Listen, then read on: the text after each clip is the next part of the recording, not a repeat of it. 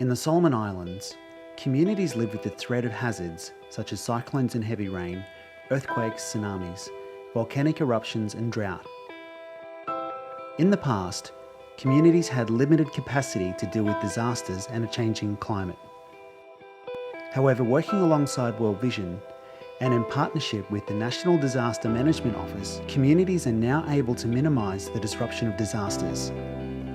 World Vision's community resilience projects work to better prepare communities for threats in their natural environment. Through education and awareness raising, communities learn to evaluate their environment and identify potential risks. Locating vulnerable and safe areas, identifying evacuation routes, and developing emergency communication and coordination mechanisms are some of the key activities that enable communities to better respond and reduce the impact of these threats. Our first stop is Santa Ana, in the southeast of the Solomon Islands. Here we meet Robert, a World Vision representative who works closely with this community. Robert is facilitating a disaster risk reduction mapping exercise to assist the people of Natagara with evacuation plans in case of a tsunami. This community gets risk from the waves or the increasing of sea level. Community is drawing a risk map, trying to identify the vulnerable areas in the community.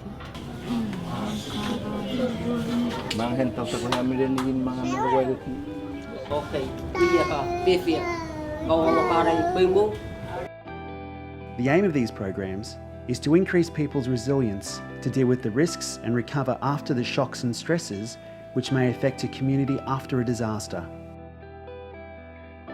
This benefits the entire community, improves the well-being of children and their families, and helps to protect the development gains made. The decreasing quality and quantity of food is becoming a concern in these islands. On the island of Palau, in the Ongtong Java Atoll, we meet Chris.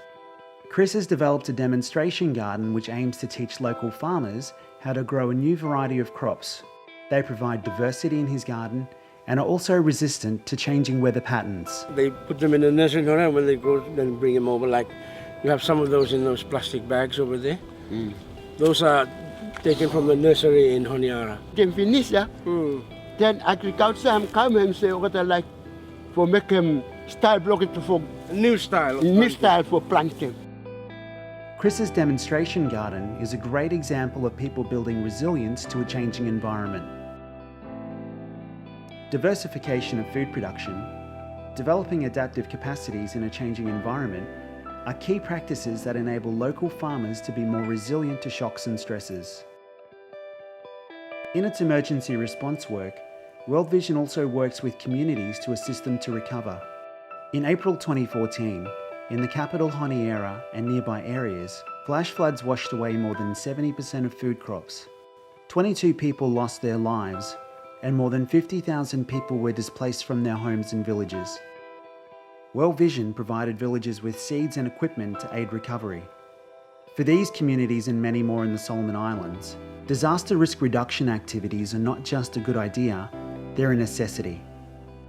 Education and awareness are continually and increasingly needed to ensure children and their communities are protected, and they continue to share their knowledge.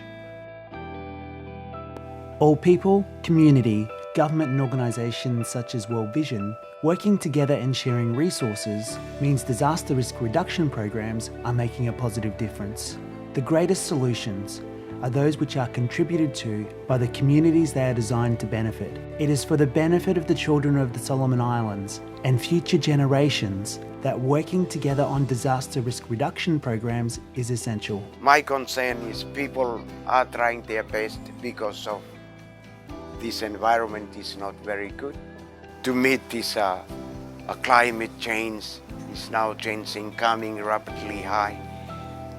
The only thing is work together to do something which can benefit the whole community. So my hope for the future generation of Solomon Island is for all the children in Solomon Island to know how to adapt and to have a happy life, and then we can call the happy isles again.